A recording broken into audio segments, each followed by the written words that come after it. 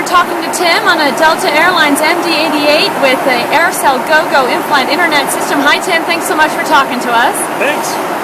What are you doing over here with the Gogo in-flight internet that you've got? So I'm connected to a music server I have at home, where I have all my music stored, and we've been talking about a bunch of different Irish music, and so I'm pulling up my Celtic music catalog and searching through a bunch of different artists that we've been talking about for the past few minutes. Oh wow! Now let me see. Let me get a look in here. You've got who is this? Who are we looking at? So Martin Hayes is a traditional Irish fiddle player, really good guy, and actually we ran into him several years ago on a trip when we went to Ireland.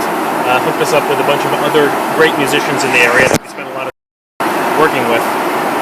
So talking about him and telling a story about him, and I couldn't remember his name, so I was able to connect to my music server at home and pull up the information and get all kinds of useful stuff about him and several other different music artists that we've been talking about.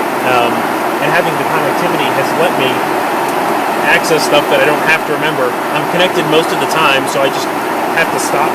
I've stopped remembering stuff because I can always look it up. Unfortunately, on most flights, you aren't able to find out that information immediately. So here, because I have the in-flight Wi-Fi, I'm able to go and pull up the information on the spot. Now, Tim, you fly a lot. You're traveling a lot, and you get to experience the in-flight Gogo solution quite regularly. I understand that Yes. you have the Gogo app. Yeah. I do have the Gogo app on my iPhone. How does that make things easier if you're a regular flyer? So on a regular laptop, it's pretty easy to sign into Gogo because you have this nice big screen. You enter your username and password, and then a brief authentication code. Much harder to type the username and password in on the iPhone.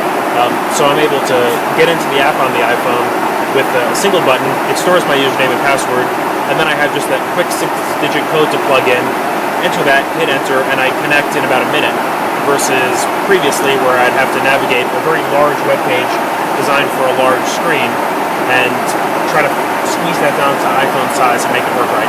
Okay, last question now. A lot of people are wondering, will the Gogo Wi-Fi be able to handle a lot of people?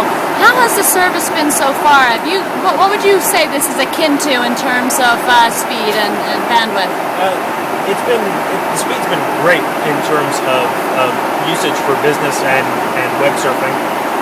It's roughly equivalent to the kind of speed I get in the hotel rooms when I travel for work.